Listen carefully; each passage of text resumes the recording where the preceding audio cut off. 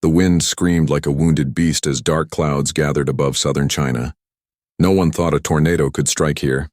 But on that fateful afternoon, the air twisted, objects flew, and terror exploded across villages and fields. Welcome to terrifying super tornado tears through southern China. This is not a story you'll easily shake off. It begins with calm. Children playing, farmers working rice paddies, families preparing dinner. The sun shone through patches of blue sky. Suddenly, a strange silence fell. Birds stopped singing. Insects hushed. The air felt heavy. In a moment, the skies darkened, lightning flickered, thunder roared. A funnel cloud reached down from the heavens, growing darker, more menacing. Doors flew open, roof tiles lifted, trees bent like wheat in the wind. People screamed. Glass shattered. In seconds, the tornado touched ground and the nightmare began. The first villagers to be struck had no warning. A sudden blast of wind ripped roofs from homes, hurling debris through the air. Chickens, furniture, tree limbs, even metal sheets were lifted and spun around like cruel toys. The tornado roared across rice paddies, tearing stalks from the earth. It roared through small towns, flipping vehicles, smashing walls, tearing apart everyday life. The sound was deafening, an unholy roar like 1,000 lions crying at once. People cowered under tables, behind walls, in cellars if they had them. But many had nowhere to go. As the funnel advanced, entire homes vanished. Walls collapsed, beams splintered, and lives were crushed. Crops were flattened. Power lines snapped and wires trailed across streets like snakes. Communication broke down. People were trapped beneath rubble, calling for help. Others were thrown dozens of meters, injured, dazed, frightened. The tornado carved a path of destruction miles long, leaving death and ruin in its wake. In the next village, a school building shook violently. Children huddled under desks as windows cracked. The roof began to peel off like the skin of a fruit. Teachers shouted, "Cover your heads, stay down." But before they could finish, walls gave way. Concrete blocks flew overhead. When the wind finally eased, dust hung thick in the air. Screams echoed through the wreckage. Survivors walked among ruins, stunned, bleeding. They helped each other, searched for missing friends, prayed for help. Meanwhile, emergency teams from provincial capitals raced to respond. Ambulances, fire trucks, rescue workers streamed in. They faced down power outages, blocked roads, broken infrastructure. Many areas were so remote that reaching them took hours. Rescuers used heavy machinery to lift concrete slabs, break open walls, drag survivors from rubble. Medical personnel treated cuts, broken bones, shock. Some communities had no water, no electricity, no food. Aid helicopters were dispatched. Supplies of food, blankets, tents were dropped. Volunteers poured in from neighboring regions. The scale of damage was massive. Hundreds of homes destroyed, thousands displaced. Farmland ruined. Infrastructure crippled. Roads impassable, bridges damaged, power grids down. People who once had steady lives were suddenly without shelter, without normal life. Families lost loved ones.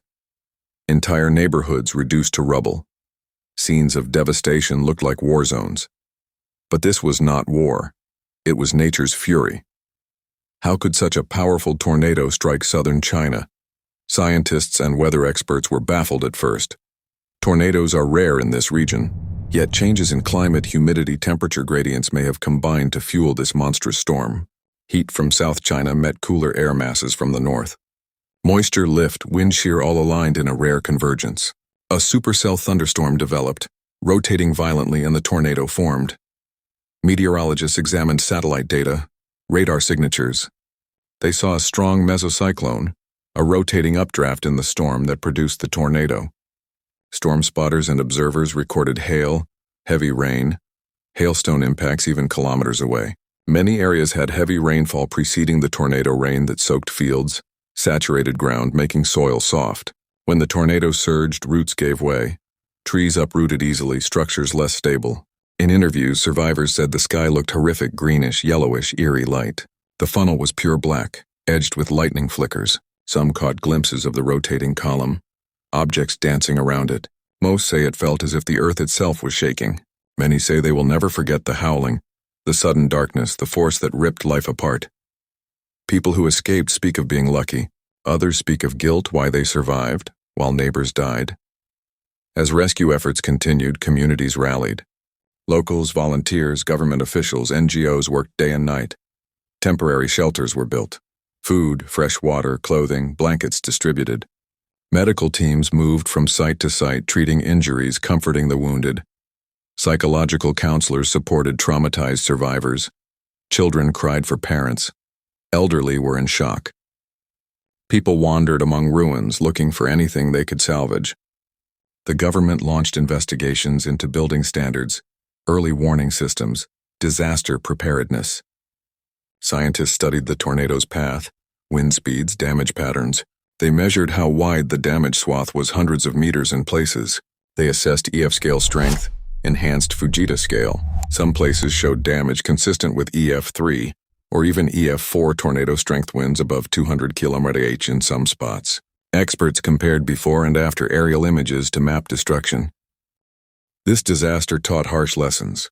1. People must take warnings seriously. Though tornadoes are rare here, extreme weather is becoming more unpredictable. Early warning systems must improve radars, real-time sensors, storm spotters, better communications to villagers. 2. Buildings should be reinforced, stronger roofs, safe rooms, storm shelters. In rural areas, funds and engineering must reach villages. 3. Community planning must prepare for worst scenes, evacuation routes, shelters, education on what to do when tornado strikes, and stories of heroism emerged. A farmer who saw the funnel forming warned his neighbors, urging them into a dugout shelter, saving many lives. A schoolteacher shielded children with her body. Rescue workers pulled a baby from under debris just moments before structures collapsed further. Volunteers carried water through wrecked roads, shared food, comforted orphans.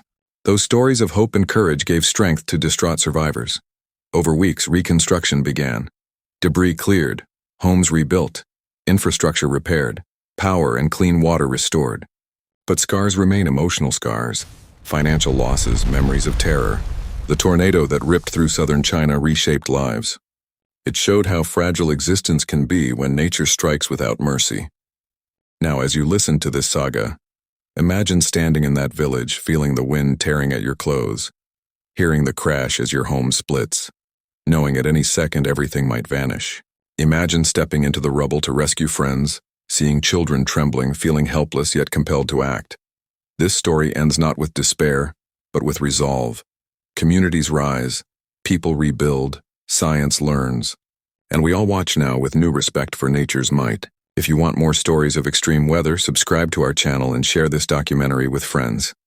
Let them see how powerful storms can change lives. Only by knowing can we prepare better. We honor those lost. We heal those broken. And we vow, never again will we be surprised in the face of terror.